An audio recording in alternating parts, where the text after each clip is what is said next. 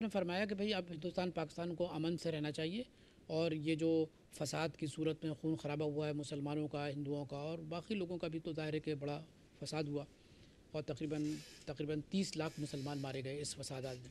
تو انہوں نے کہا کہ میں اپنی چھٹیاں جو ہیں وہ بمبے میں گزارا کروں گا۔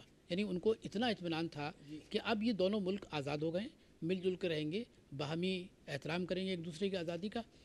کیا خواب قائد اعظم کا پورا ہوا؟ یہ تو صاف پتہ ہی ہے نا، جو بات وہی آ رہی ہے کہ نہیں تو کیوں نہیں ہوا؟ آپ تو اتنے بڑے صنعتکار ہیں، ساری دنیا میں گھومتے رہتے ہیں، ہم تو امریکہ سے بھی آپ کے تعلقات بہت اچھے۔ صنعت کا تو چاہے گا کہ وہی اوپن نہیں فیلڈ ملے۔ نہیں میں قائد اعظم تو آپ کی کمیونٹی کے آدمی تھے نا، تو آپ یہ بتائیے کہ ان کا یہ خواب پورا کیوں نہیں ہو سکا؟ کچھ تو آپ کے ذہن میں ہوگا نا کہ کیوں نہیں ہوا، کہیں نہ کہیں تو پانی بیٹھتا ہوگا نا۔ میرے کو لگتا ہے ہم جب بچے ہوں گے، جب زمانے میں جو ڈیسیژن، تو کتابیں تو پڑھتے رہتے ہیں نا۔ نہیں، میں یہ کہہ رہا ہوں کہ خواب اس لیے پورا نہیں ہوا کہ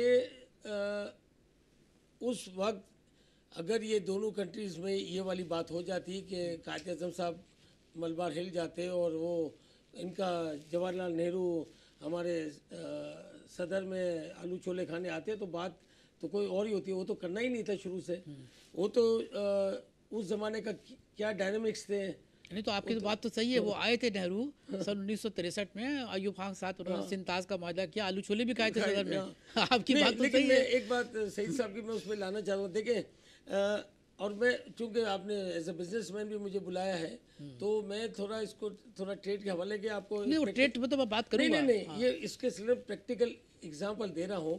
ہمارے یہاں ٹریڈ کو فروغ یوں نہیں دیا گیا کیونکہ اس کا مسئلے سے تعلق ہے، پولیٹیکل سے، کہ جی جب تک کشمیر کا ایشو نہیں ہوگا اور جو انڈیا انکم کرے گی وہ کشمیر کے اوپر بندوقیں چلیں گی، اس کا بیس بنا کے چل رہا ہے۔ دیکھیں یہ مسئلہ انڈیا کا چائنا کے ساتھ بھی ہے۔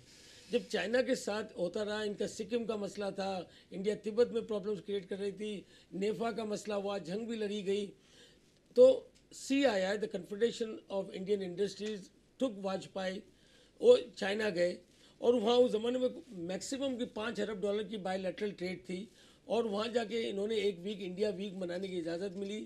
وہاں اگریمنٹ ہوئی کہ بھئی 2010 میں $12 ارب کی ہماری بائی لیٹرل ٹریڈ ہوگی۔ صرف اس سال 39